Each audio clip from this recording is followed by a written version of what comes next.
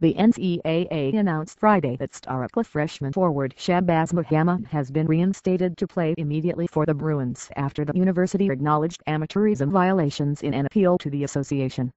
In a statement, the NCAA wrote, "The university required the student-athlete to miss 10% of the season 3 games and repay approximately $1,600 in impermissible benefits." The NCAA agreed the actions taken by the university were sufficient. Because Muhammad has already sat out 3 games, he is now eligible to compete. Less than 10 minutes after the announcement, Muhammad tweeted through his Twitter account at $15 free. In addition to what the NCAA has called other pending issues, the association has spent more than a year investigating 3 unofficial recruiting visits Muhammad made to 2 schools, North Carolina and Duke, that were paid for by North Carolina-based financial advisor Ben Lincoln. The Muhammads have claimed that Lincoln has been a family friend for 5 years. And Muhammad's attorney, Robert Orr, contends that Lincoln sought approval from the NCAA before paying for Muhammad's travel and lodging. Orr also said that Muhammad had no knowledge of who paid for the trips and that his father, Ron Holmes, completed all requisite paperwork related to Lincoln paying for the recruiting visits. Orr told USA Today Sports that the NCAA has requested thousands of pages of documents, including years' worth of bank records and credit card statements. He said that Muhammad conducted 2 interviews with NCAA enforcement staff and that Holmes and Muhammad's mother, Faye Muhammad, interviewed with enforcement officials in early November.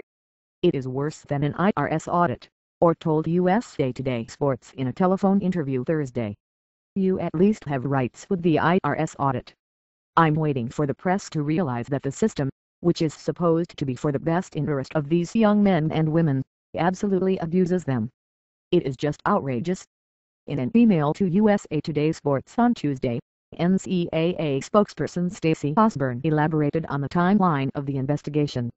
She said that the NCAA staff requested specific documents on July 31 but did not receive the majority of requested documents until September 25, followed by more information on October 10.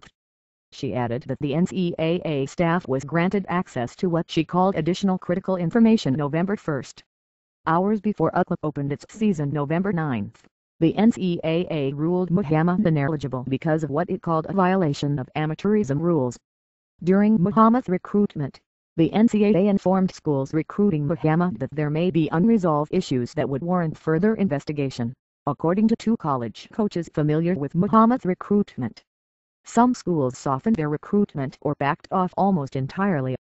For Oklahoma, Muhammad, who played for Bishop Gorman High in Las Vegas, represents the crown jewel of a sterling recruiting class assembled to help lift Coach Ben Howland's program back to national prominence. Greg Anthony, a college basketball analyst for CBS Sports who was born and raised in Las Vegas, told USA Today Sports that Muhammad is a once-in-a-generation talent. The following is the full NCAA statement.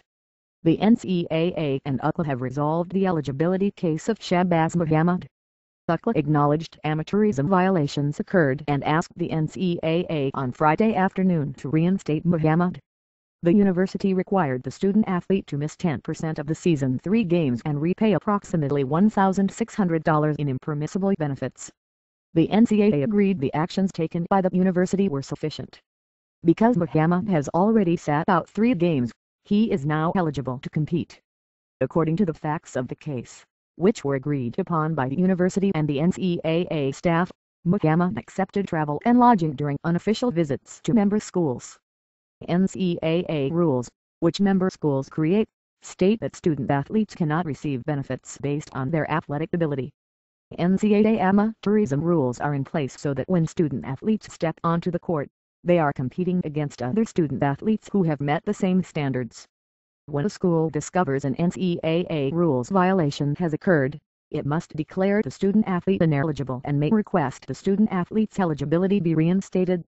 The NCAA staff reviews each student-athlete reinstatement request individually based on its own merits and set of specific facts.